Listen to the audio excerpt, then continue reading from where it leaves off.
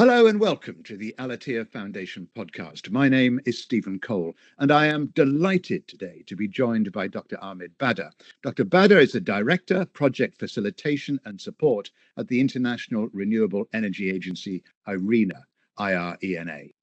He joined the agency 5 years ago and brought with him more than 3 decades of international experience in the field of banking and finance.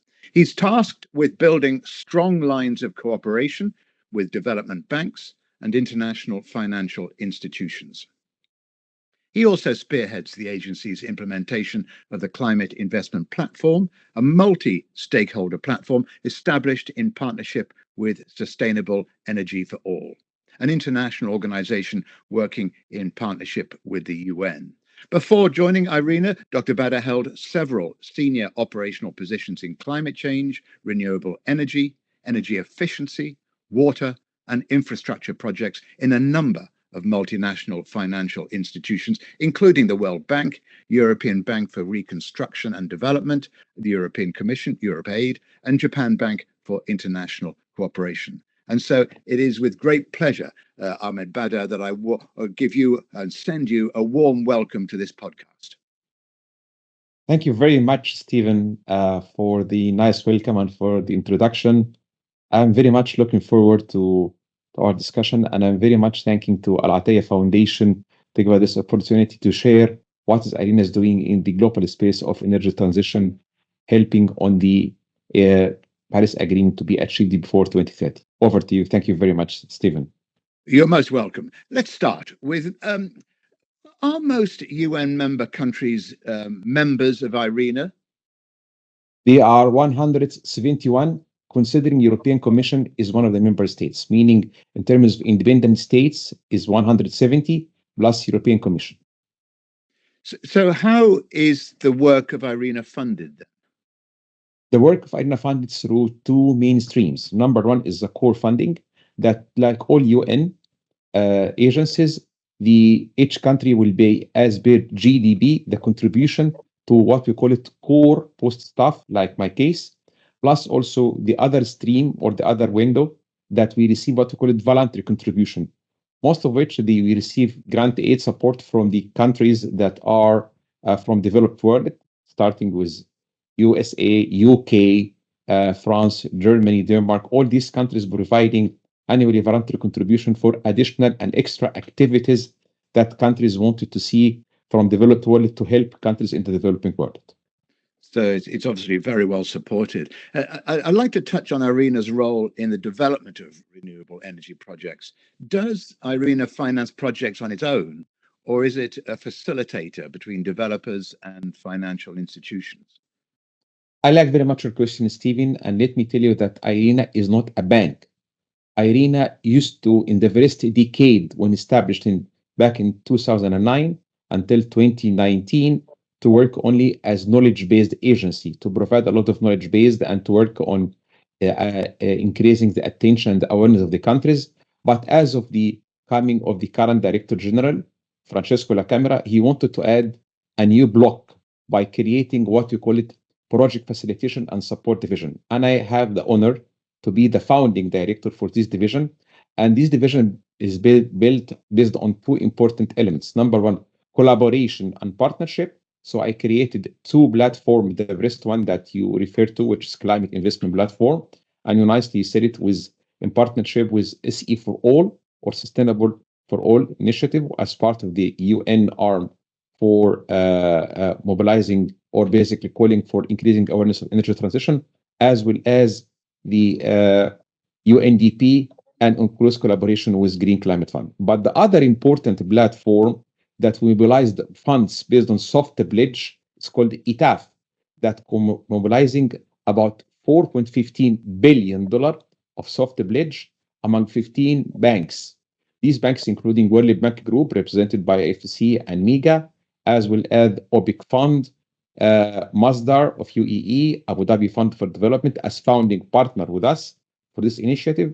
And the idea here that we act as a facilitator, as you just mentioned, because we are not a bank. We don't have fiduciary responsibility as per our mandate. But actually, the key issues that I would like really, if you give me the space in 1 minute to explain.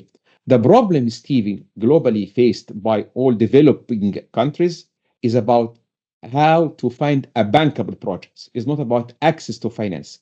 Access to finance for climate change, either mitigation or adaptation, is really a challenge, but not the biggest challenge. The biggest challenge, really, Stephen, is bankable projects to find.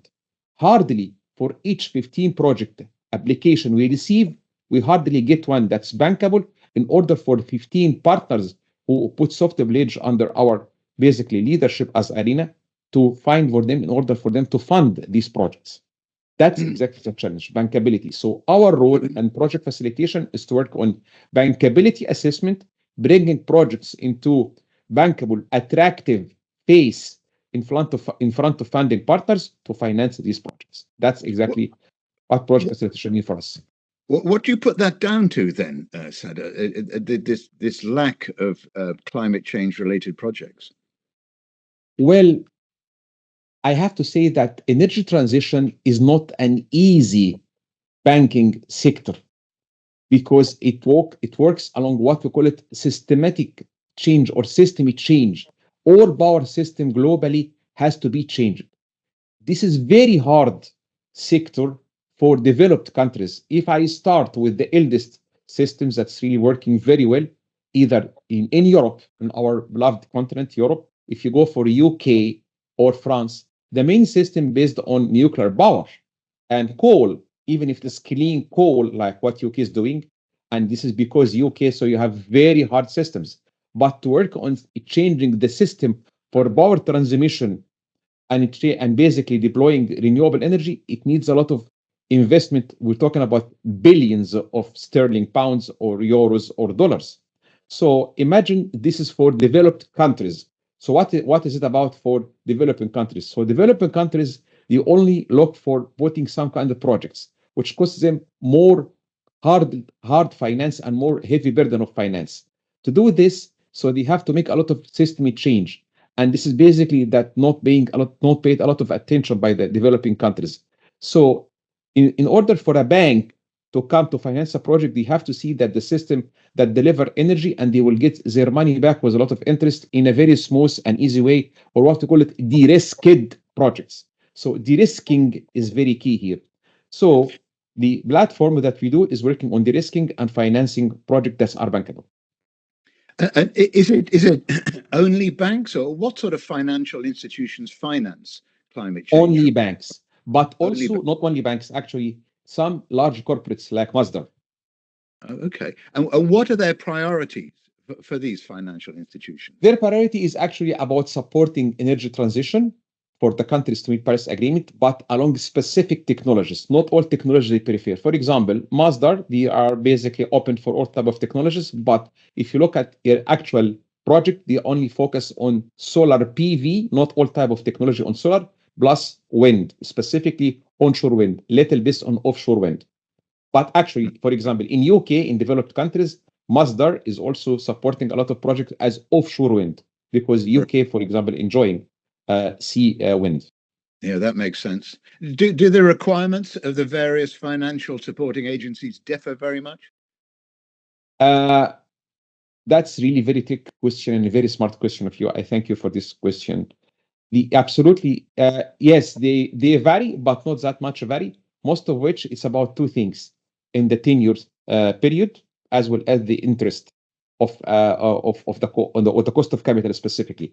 That's why one of the beautiful or characteristics for ITAF and CIB is that we work on co-blended finance in order to match or to provide what we call it affordable lending borrowing condition to the developing countries, while at the same time matching the profit making at reasonable cost and at reasonable rates for the developed and lending side. Can you give us an idea of the sort of advice on potential projects that Irena gives to countries? Oh, yes. Let me give you this example about a very good case successfully concluded, led by Mazda, and basically we worked on co-blended finance with other institutions and partners within ITAF partners, or the Energy Transition Accelerator Financing Platform, with other platform that I am managing. The project is located in one developing countries, which is Uzbekistan. And we are talking about building or developing 3 solar PV projects with the total sum of power generation installed capacity of 892 megawatt. Technology type is solar PV.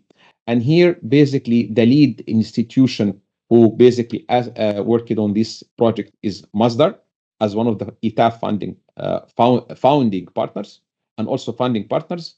And we have been mandated to work with Masdar to develop this project and to reach it into financial closure, which we did in a remarkable time, which almost about less than a year time.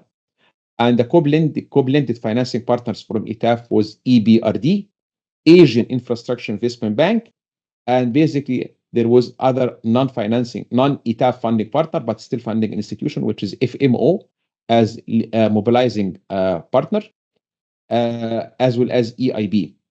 And we basically talked about co-blended finance mobilized together about $1 billion for investment. The lead institution who was taking part within their equity from EBRD and AIIB was Masdar. And the project reached financial closure, successfully done, and now under final stage. And that was happened within the year of 2023. And the projects now, these 3 projects, it's about, again, three solar PV projects in Tashkent, Samarkand, in Uzbekistan. And the project will benefit 1 million homes, powering them with clean energy. We are talking about 5 million people in 1 million homes. And the CO2 saved in this project is basically more than 5 million ton CO2 equivalent per year. That's one of the good examples. That's very productive. Integrating renewable energy into existing energy systems, perhaps the less developed energy systems in particular, is often complex. Right. What sort of advice or guidance does Irena give? Well, basically, we gave an advice about 2 things. Number one, what is the best deployed renewable energy in terms of sun induction. So we have to review the sun induction and what is the best deployed type of, I don't want to go for technicality here, but what we call it solar PV is that has to be monocrystalline or double crystalline solar PV panels. So we had to check on the technology and to give an advice on technology. The best deployed time for solar PV around the hour of the day on 24/7. And third is talk about restructuring the financial model, basically in order to reach bankability and basically to provide maximum financial internal rate of return as well as economic rate of return. What I mean by internal rate of return is that what is the socio-economic benefits to the to the borrowing country as well as to the financial benefit for the lending institution as well. So what are the key priorities, Dr. Sadr, for the Project Facilitation and Support Division in supporting member countries? Our key priority as Project Facilitation and Support Division within what we give as a value proposition to Irena is 2 things. Number one is to help them and to let them how to structure their thinking about their needs, or what we call it country-specific needs. So each country have different geographical and environmental condition and climate condition. So they have to think in a more bankable way, how to attract funding by creating a bankable pipeline of projects. So we provide them 2 things at proactive level that will help them to think proactively and to build what we call it structured bankable template projects for them to move on. But the second and important issue, when they come up with a project, okay, we are basically working with them in order to bring this project to bankability, meaning that for some project they come up, they might be not reach or having a bankable dimension. So we had to work with them, improving their bankability and to bring a project into financing attraction stage. And I have to give in 1 minute basically the issue of what we call it, the issue of project in Costa Rica and Latin America, that we had to work on green energy project within transport system, and we had to give them technical assistance for 2 years in order to bring a project into bankability. And now we had to work with them, and their central bank in order to come up with a fund that led by private sector to transform their transport system into green one, and we do that. That's exactly another case that we do, another sort of advice. So there is two advice at proactive level to help them putting a template bankable project system for their country to come up with bankable project, a series of projects. But the second one also in the issue of the project that's supplying, and we will give them bankability technical assistance ourselves. You've mentioned Pakistan, you've mentioned Latin America, but if you can, which countries need most support from Irena, and which countries are most active in working with Irena on projects? I'm very happy with this project because I want to touch on another important issue. For sure, the most needed part of the world that needed support is like what UK government is doing is Africa, specifically Sub-Saharan Africa. This is the most needed region. And what kind of support we do on this? Actually, there is an initiative led by African leadership, specifically President Ruto of Kenya, that launched during COP28, which was hosted by UAE. It's called APRA, standing for Accelerating Partnership for Renewable in Africa. And for this one, basically, United States together with UAE as Emirates, Denmark and Germany, they came up supporting this initiative, and the initiative calling about two things. One of them is actually very interesting because it's a talk of the hour that's happening globally. It's about deploying critical minerals and rare earth elements within these countries in order to deploy them and their economic benefit and financial benefit to increase up energy transition. So we are talking here about deploying this REE or rare earth element or critical minerals within the country, manufacturing them in the country, within the economic value proposition and the value chain of these rare elements to deploy more energy transition. Why is that? Because part of as you know, Stephen, my background, I'm an engineer. So I can tell you there are about 17 elements of rare elements or rare earth elements, like for example, carbonatites, that's basically coming from monocrystalline and dual crystalline solar PV is a key one. And it's a lot, it has been already there in Nigeria. And also a controversial one. Exactly. But we are not talking politics here. We're talking energy transition. But I have to say something because I see that you are very smart broadcaster. In each part of the world, developing and developed, energy is always politics, and politics is energy. And almost of the what's happening globally is about, look what's happening in Ukraine and Russia. I don't want to go to divert, but back to stay on Africa. The idea here is that there is a difference between what's happening globally, and what we're talking about. We're talking about deploying else element or this controversial material to increase the economic value proposition for these countries who owned in their land this material in order to invest them in renewable energy projects. That's exactly the case. And instead of other countries, without giving names, to take this raw material and leave, but let's manufacturing and benefit out of the countries themselves in Africa. Well, on a wider scale, a global scale, do you think much progress has been made towards meeting the Sustainable Development Goals 7 on affordable and clean energy? I like what you're saying. The answer is clearly yes and no. Why yes? Yes, because if you compare with every year after the other, that the number of investment globally happening, specifically after COVID-19, is really happening. So last year, the increase of global investment, globally speaking, investment in renewable energy transition and basically renewable energy have been basically doubled by 100% more. Unfortunately, most of it happening in Europe and in developed countries. List of which, as usual, happening in Africa. The percent of the share of in sub-Saharan Africa of the total investment is maximum up between 2 to 3%, specifically 2.7% of the global investment. But that is but the part of the yes. What is the part of the no? The gap between targets to reach Paris Agreement by 2030, year after the other, is the gap is widened more and more. So despite of there is leap in doubling the investment globally, the gap is widened. That's why I'm saying yes and no. It's always a good answer, yes or no. What are the key milestones, lastly, that need to be achieved globally by 2030 to ensure a sustainable energy future? It's only 5 years away. Was that target date too optimistic? I think, yes, it's too optimistic. But in the same time, we need all the global world, specifically developed countries like your country, to keep the target in order to push more on achieving this target. But that's why I'm saying I think it's realistic. But what's more needed is more investment led by private sector. And in that sense, there are two key messages. Countries in the developing world has to open more for private sector to come and invest, to allow them to put inflow and outflow of their money, de-risking more and to give more message of comfort and more safe comfort message to a private sector to come in. The other message is that basically that we need to have more attractive policy reform in order to bring the private sector to be in. This is the two factors. But the key message, we need to triple the annual investment in renewable energy projects globally, specifically in developing world, starting with Africa.